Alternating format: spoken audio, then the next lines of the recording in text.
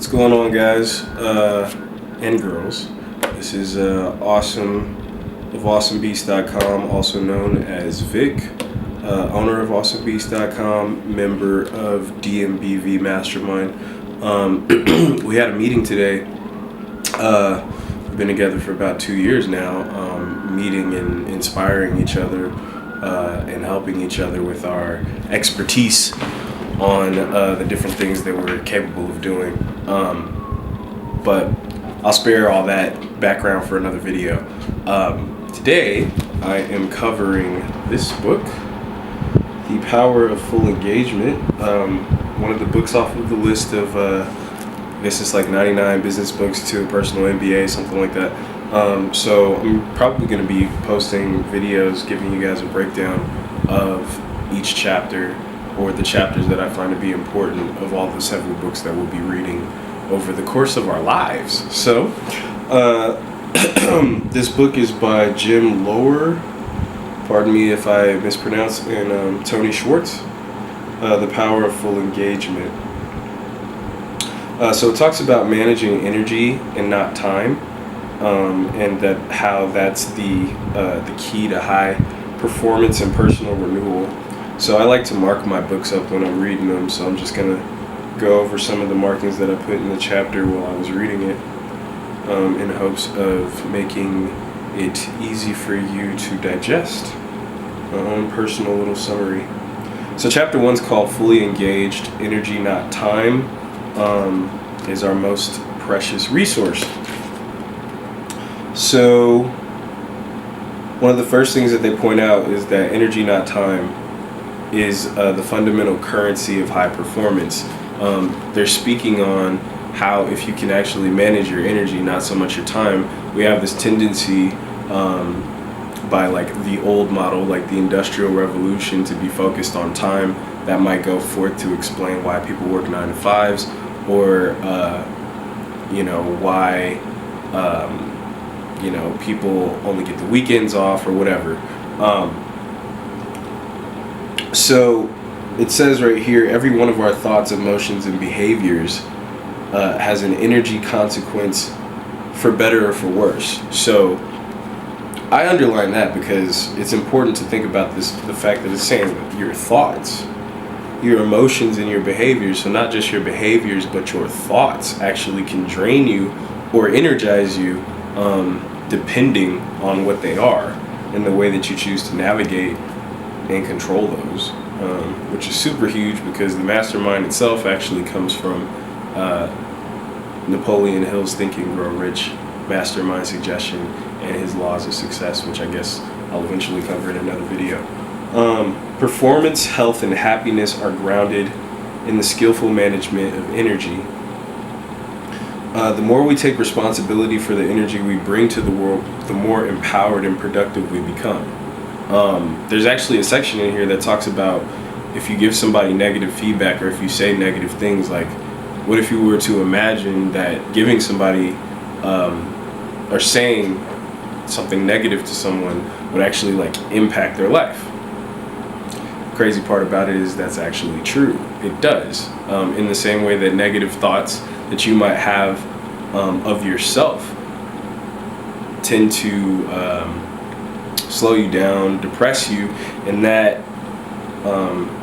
ends up, draining you of energy and things of that nature, which keeps you from performing, on the top level. To be fully engaged, we must be physically energized, emotionally connected, mentally focused, and spiritually aligned with a purpose beyond our immediate self-interest. That's actually a really good point to me, especially the fact that they outline spiritual. So there's like 4 things that you have to be focused on. I'm sure that they get to it later, but I'm just going off the cuff. Spiritual, physical, emotional, and mental are the 4 quadrants that you actually need to take care of in order to make sure that you're actually performing at top tier. They did some tests on some professional athletes, tennis players, basketball players, baseball players, and all of those people went forth to exponentially improve themselves. They were already professionals, but they exponentially improved. They went forth to win, like, the U.S. Open and all of these other things, and increase their free throw percentages and all sorts of stuff like that, just by virtue of making sure that they took care of their spirituality, their mental, their emotional, and their physical health. Another point actually that they point out in here is the ability that people have to disengage, especially if there isn't something that they're actually like being motivated by. So there's a list of old paradigm motivations and isms, and then new paradigm that they're presenting. So old stuff would be talking about like managing time, your life is a marathon, avoid stress, downtime is wasted time, rewards fuel performance, so like being more goal oriented,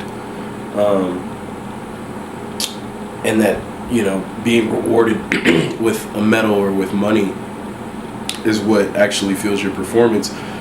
Self-discipline rules everything, and the power of positive thinking. While the new paradigm says manage your energy, not your time.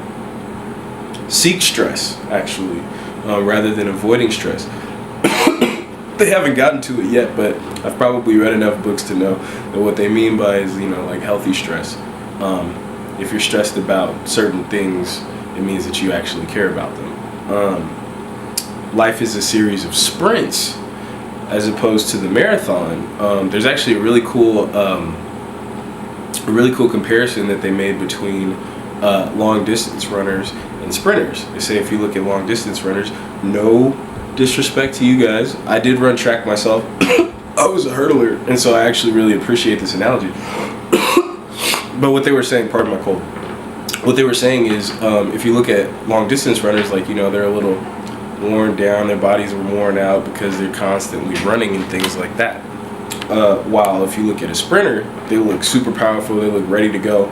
And the difference is that even just from a mental perspective, a sprinter is able to see the finish line pretty much from right away. I mean, like, this is during the time, they wrote this during the time of like Marion Jones and things like that. If you don't know who that is, be sure to look her up. If you're running a 100 or a 200, if you're running a 100, you see the finish line. If you're running a 200, it's around the curve, and then you're good. So if you break your life up into sprints instead of marathons, or looking at it as a marathon, you actually end up really achieving your success, and then actually like knowing like, oh, I just have to do this little bit and then I'm good. Downtime is productive time. Purpose fuels performance. So actually having like a why behind what you're doing. I know for me, one of the reasons that I went forth to achieve my first 4.0 in my life was actually in college, my freshman fall semester. And I think it was because I just had this purpose, knowing that like my family was putting forth for me, and knowing how much of an opportunity it was for me to actually attend college, that I took it very seriously. And I had that purpose underneath me that I feel propelled me to actually achieve straight A's for the first time in my life. When college is supposed to be harder, they say. I actually found it quite enjoyable. That's why I read books now. Anyway, let's see. Rituals rule, and the power of full engagement, using, self-discipline versus rituals. So they're saying rituals and like creating systems. The power of full engagement versus the power of positive thinking, like not just thinking positively, but actually being fully engaged, spirit, physical, emotional, mental, fully engaged in what you're doing. They say that they did a study through Gallup, of course. There's always the Gallup organization studies, that found that after 6 months on the job, only 38% of new employees remained engaged, and that after 3 years, the figure drops down to 22%. And this is especially important for if you're a manager. If you're a manager and you're disengaged, the employees underneath you aren't going to be particularly engaged, and that just does horrible things for the corporation. You guys end up missing out on billions and trillions of dollars if you're working on a corporate level. If you're self-employed like me, eek. If I'm disengaged, I don't know if I'm gonna be able to pay the bills. So that's something that I got to be mindful of. It says that there are numerous ways that some of their clients, because they actually work with people. Speaking of which, there's a quiz that they actually offer in here, and in this version of the book, the link is no longer live because it's a little bit old. But I will provide the new link underneath so that you can take the test. I took the quiz myself. I'll tell you about those results when I get to that. Let's see. But yeah, clients squander and misuse their energy. Different ways that you misuse your energy: poor eating habits, failure to seek regular recovery and renewal, negativity in their mind, and poor focus is what ends up being some of those things that end up misusing your energy. That could, your energy could be otherwise used or generated in better ways. Energy is the X factor that makes it possible to fully ignite talent and skill. So actually, when they were dealing with these athletes, they didn't even work on their techniques really. They mostly just worked on. I mean, I haven't gotten like too in depth with it. Obviously, this is still chapter 1. But when they were working with them, I would imagine that they were actually working with these 4 different levels for them. And they were also saying, comparatively speaking, in relation to corporate workers, that these professional athletes and the demands that they needed in order to like recalibrate their lives were drastically different from corporate, meaning that these corporate workers need so much more than these athletes. So you look at athletes and you think, yo, like, they're the consummate, like they're physically fit and capable of all of these things. But yet one of the issues that we don't consider when we're thinking about that comparison between the corporate and the professional athlete is a professional athlete, they have a season and it only lasts for so long, and then they have off season that's like 4 to 5 months. Not only that, but if you're a basketball player, I guess they had worked with Grant Hill at one point, but they worked with several tennis players. Your life is focused around you getting proper sleep, you eating properly, your training being proper, and you only train for so long, and then you have this really long time period to rest, as opposed to the corporate worker that's working 9 to 5 if you're on some regular stuff. If you're working, I got friends actually in the mastermind. I know back in the day Brian used to work like 12-hour days or something like that. Sometimes I push myself to work 12-hour days. There's been days that I've worked 19 hours. It's insane. And then I expect myself to come back to work again the next day with the same vigor and energy. Like, no, like how could you possibly do that? And then also comparatively, or in contrast to a professional athlete, these professional athletes, again, they got their food taken care of. They might have cooks or whatever. They have a meal plan. People that work in corporate, they're grabbing fast food, they're drinking coffee, just trying to get the hours in, but not realizing how much the energy is dissipating, and therefore their performance is hurting. They're not, operating at optimal level. So they say, like, I guess the number that they used was professional athletes typically spend about 90% of their time training to perform 10% of the time, while we're expected to perform Monday through Friday, sometimes Saturday, and only get Sunday off. You know what I'm saying?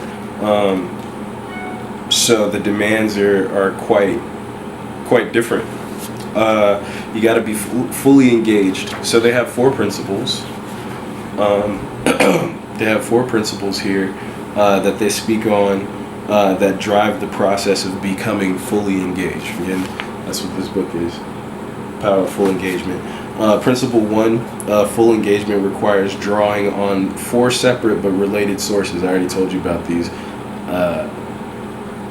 I have a way of memorizing them because this isn't the best. PEMS.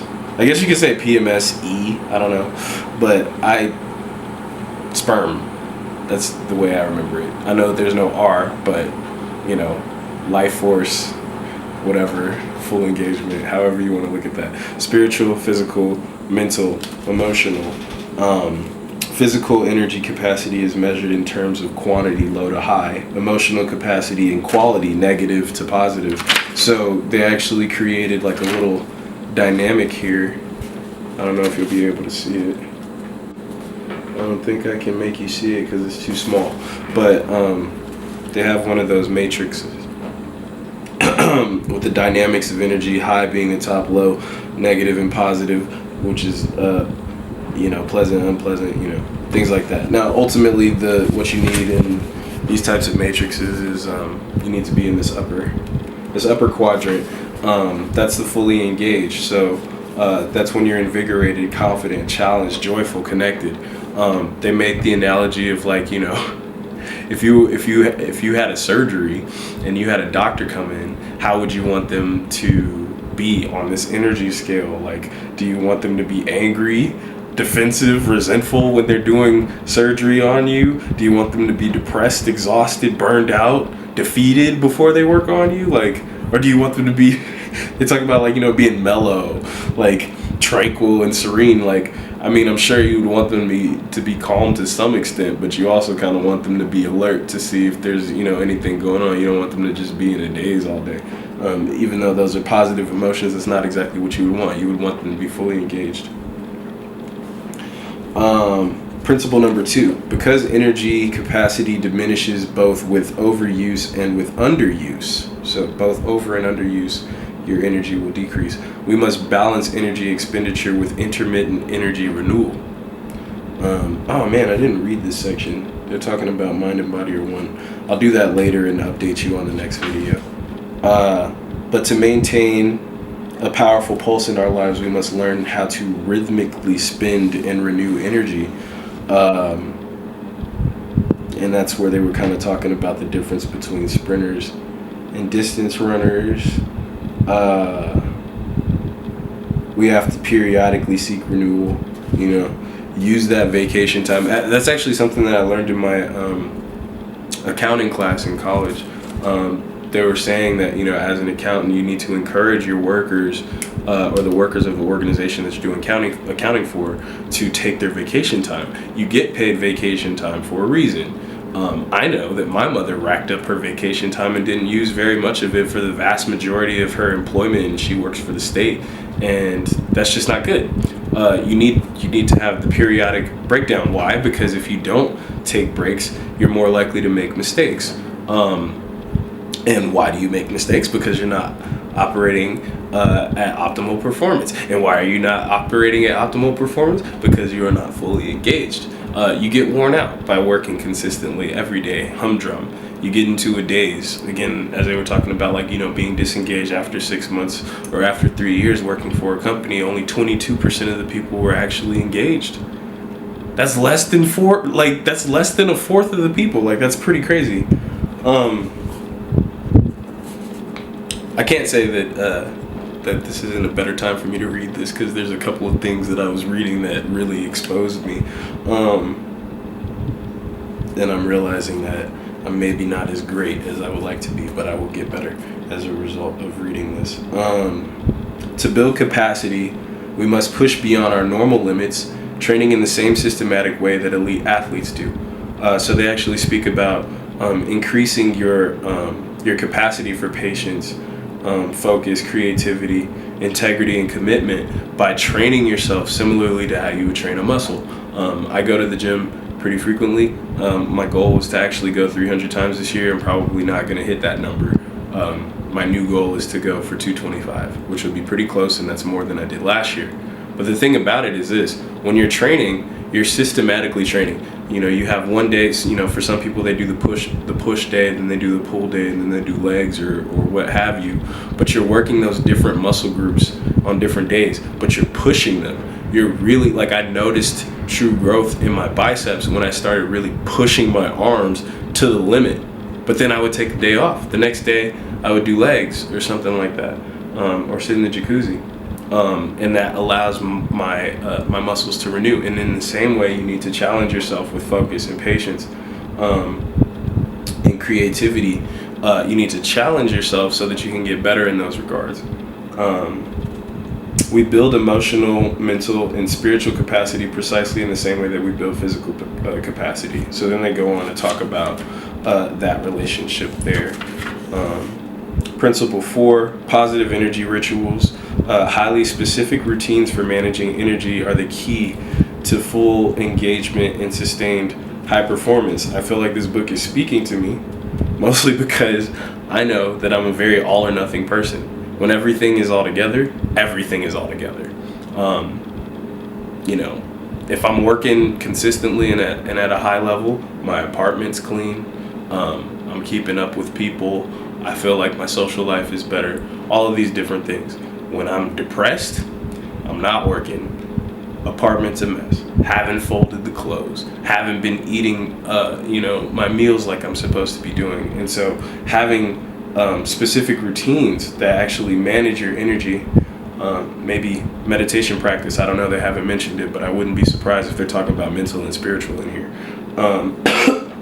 It probably helps, having a regular schedule of going to the gym. That is one of the questions that they asked me on the quiz. To one of the things that I was actually able to say, yes, I do that, probably a little bit more than average. It's my way of getting away from the sedentary life of sitting in this chair all day and working on beats. But anyway, if you have to think about something each time you do it, the likelihood is that you won't keep doing it for very long. They're speaking about creating these healthy habits through these rituals. And they're defining ritual as the notion of a carefully defined, highly structured behavior. I work in Pomodoros. I'll probably do a video on that later. If you don't know, be sure to Google it, like the Pomodoro timer, the little tomato. And I use that to keep me on task with everything that I'm supposed to do typically.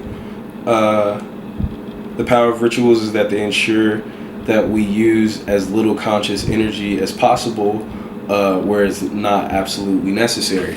That goes forth to explain one of the reasons why Obama had his clothes picked out for him. One of the reasons why Mark Zuckerberg and Steve Jobs wear the same clothes, or wore, rest in peace Steve Jobs, wore the same clothes every single day, so that they didn't have to even think about it. A lot of these professional bodybuilders and stuff that you see on Instagram, they have a meal plan set up and all the meals are pre-made. And that way, with your pre-made meals, you don't have to think about, oh, where am I going to get food? And it saves a ton of money. So do that anyway. What else? Rituals around spending time with them, yada, yada, yada. So then they talk about the change process, which I'm sure they're going to expand on throughout the book here. But the change process is actually defining a purpose. They ask you the question, how should I spend my energy, and in what way that is consistent with my deepest values? So how should I best spend my energy that's aligned with my deepest values? This is going back to that purpose concept that they were talking about, not being motivated by a reward, but being motivated by something that's deeply tied, to your soul, something that actually pulls at you, something that, deeply resonates with you. We rarely take the time to reflect on what we value most because of the way that we live, which they talked about, and I kind of skipped over it, but the way that we live in this society, we're very much focused on just being reactionary. We react to immediate crises and respond to the expectations of others. But what if we were, responding to these deeper values that we have within ourselves? The mastermind has managed to meet every single month for the past 2 years, with the exception of, I think, one time one of us, you know who you are, wasn't able to make it. But aside from that, maybe it was me. I also don't live near them anymore, but still making that effort to meet because we have this deep resonating value that we want to get help and help each other so that we can all succeed. And we've all grown considerably over the past 2 years, releasing books and increasing networking and throwing events, all sorts of stuff. You guys will get to it the more that we talk about it. But yeah, defining a vision of yourself, both personally and professionally, and making sure that you stick with it. That's step one. Then you need to face the truth. How are you spending your energy now? So I guess the first question, how should you spend your energy? And then you contrast that with how are you spending it? And then after that, you take action. So you come up with a personal development plan that's grounded in all of the positive energy rituals that you have, and then it just more or less, take shape in that way. I like the fact that they included these two quotes, the one from Aristotle, "We are what we repeatedly do," and Dalai Lama, where he said, there isn't anything that isn't made easier through constant familiarity and training. Through training, we can change and we can transform ourselves. I know that for sure because I used to be skinny as a twig, and that is no longer the case. Additionally, I used to be okay at beats, and now I'm a little better. So that's definitely some things that you should keep in mind. Hopefully this video wasn't too long. I'll try to keep them shorter in the future. But yeah, totally watch this on 2x speed because it ended up being like 25 minutes or something. I will be back sooner than later to talk about chapter 2 of The Power of Full Engagement. All right, peace.